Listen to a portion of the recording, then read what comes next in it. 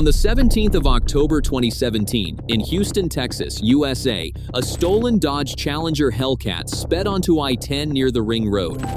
Its supercharged V8 engine roared past 130 miles per hour with 707 horsepower unleashed. A chase ensued, and the police knew for sure they were in serious trouble.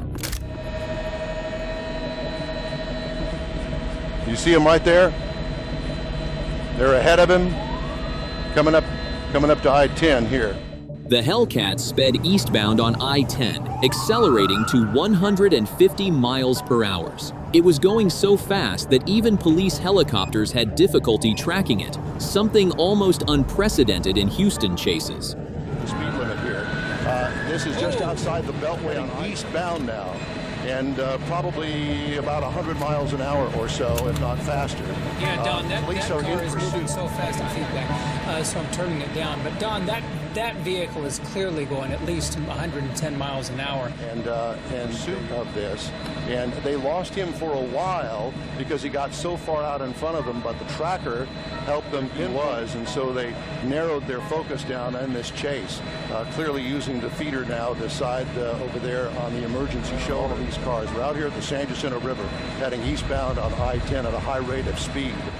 Well, for fear that I will lose him, probably a dozen HPD cars in pursuit.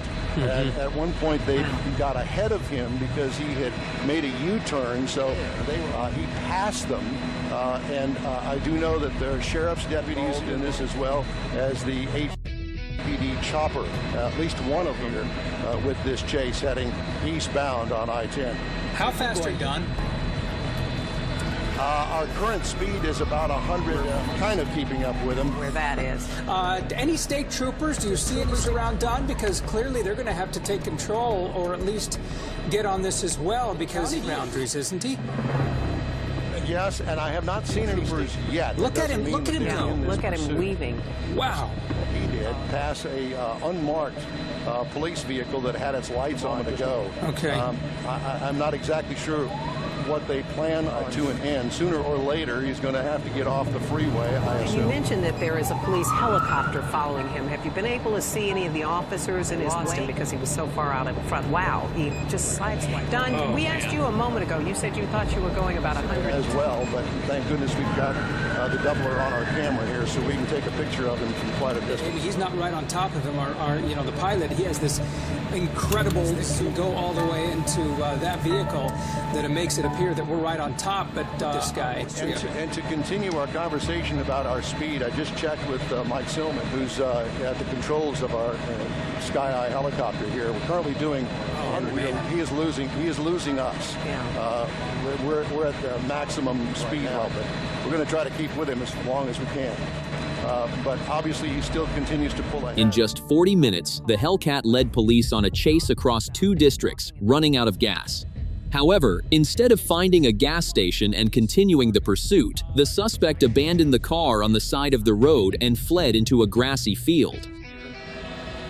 As the deputy police officers quickly closed in as the suspect ran across the field, one of them delivered an aerial kick that sent him crashing to the ground, ending the chase. This helicopter here. Back. So we're going to stick with.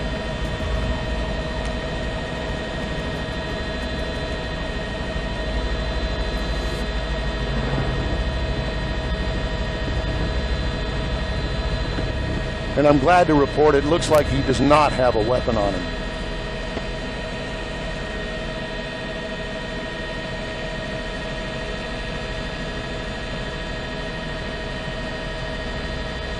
The driver, identified as 25-year-old Mohamed Ahmed Abu Shliba, was arrested and sentenced to 3 years in prison. While his escape proved that police radios and even helicopters aren't invincible, we don't encourage anyone to do what he did. Otherwise, you might end up with 3 full meals a day, a private room with stainless steel kitchen equipment, and a building with extremely tight security.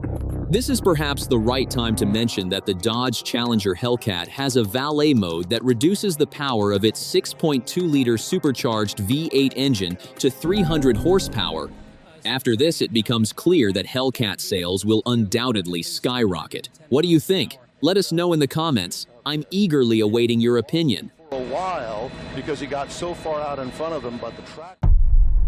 At approximately 10:50 p.m., on the 24th of November, 2023, Officer Blaine Lucas stopped a green Dodge Challenger on I-630 inches Little Rock because its temporary Arkansas license plates were illegible.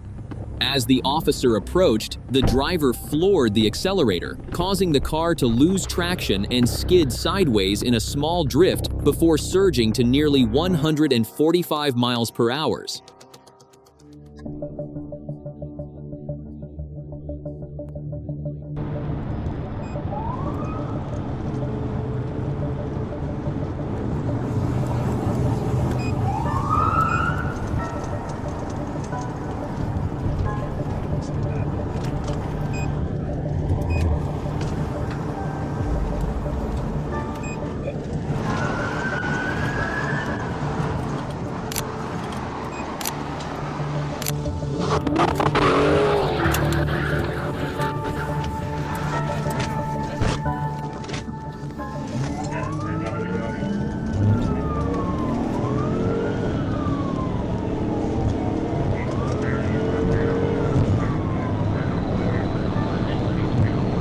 The Challenger quickly exited the highway and sped through the busy city streets, forcing other cars to swerve. However, it didn't stay there long. Just moments later, the car was back on top of the I-30, pushing to maximum speed and widening the gap even further.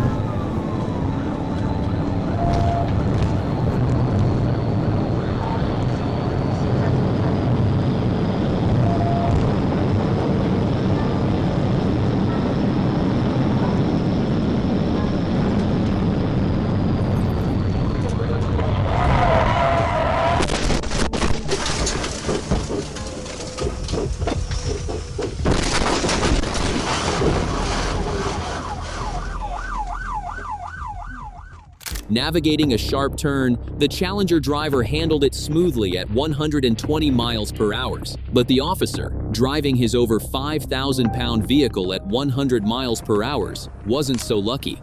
He crashed into a concrete wall, and at the same time, the Challenger vanished into the night. Somewhere in the Arkansas night, the Challenger's engine still roars down the deserted roads, and to this day, no patrol officer has been able to catch it.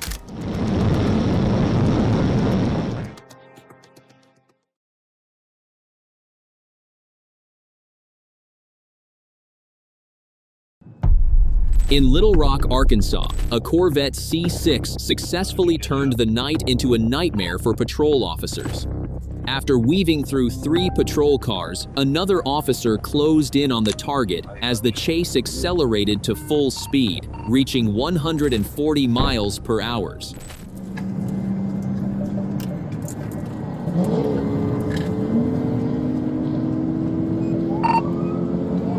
He's taking off. We're going to be 30 eastbound. The Corvette sped through the highway construction zone, weaving between barriers and dodging traffic at incredible speeds. At 120 miles per hour, the driver performed an extremely daring and risky maneuver, swerving past a car in front and veering into the right lane.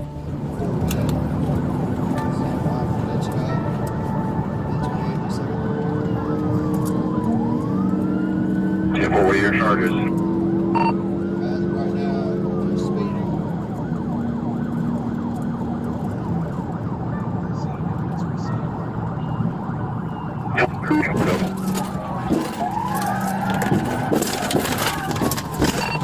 Warning, I just wrecked out.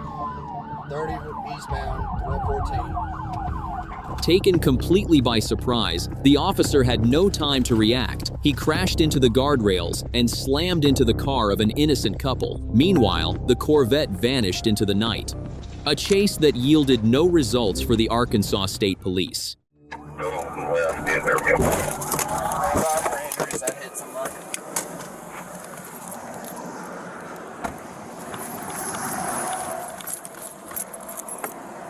Hi. Roll the window down. Are y'all okay? You okay? Alright. Are y'all hurt anywhere? Okay. Information 30 eastbound for the show. On the 12th of March 2024, an undercover captain from the Glendale Police Department in Wisconsin spotted a suspicious Honda Accord.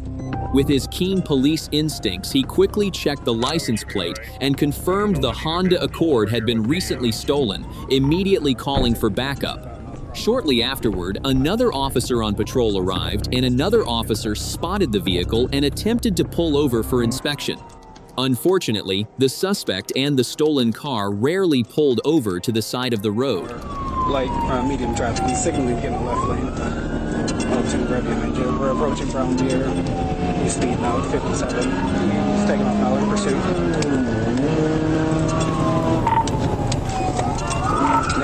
Negative six. Watch that scene in slow motion. Our plainclothes police captain is driving a black SUV ahead of the suspects.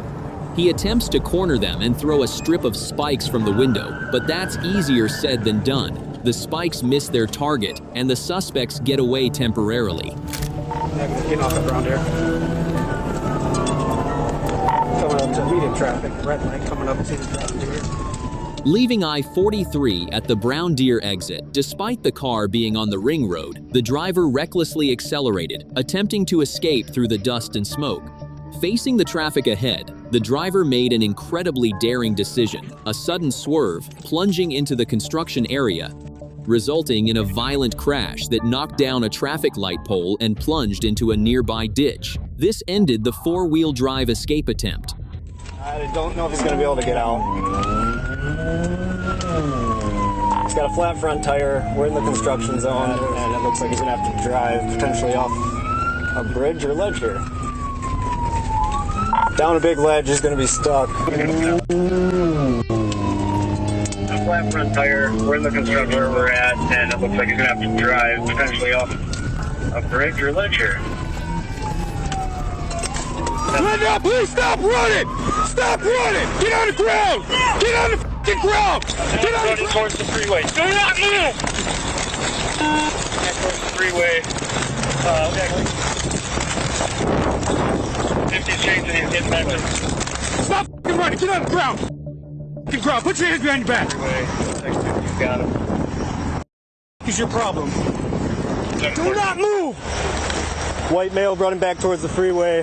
Shoes, orange jacket. Don't move! 50's chasing, he's getting back to the freeway. See me? Stay right there. Subject's giving up on the freeway. Looks like 50. Don't move. I'm not moving.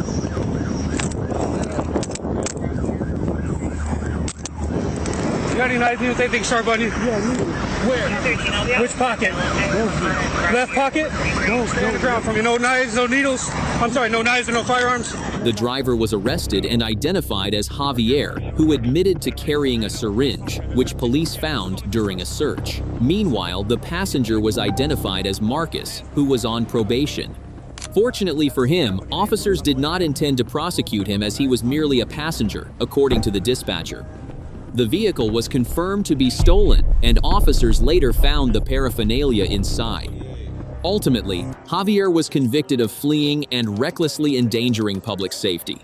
He was sentenced to 5.5 years in jail and 4 years of probation, along with 50 hours of community service and a $1,036 fine. As for Marcus, he was released later that day. However, it remains unclear whether the pursuit affected his probation status. I'll be on no bullshit. You can take one cuff off me, you know what I mean? I know we believe you, man. This is my word. I did what I did and it's done with, you know what I mean? I appreciate you.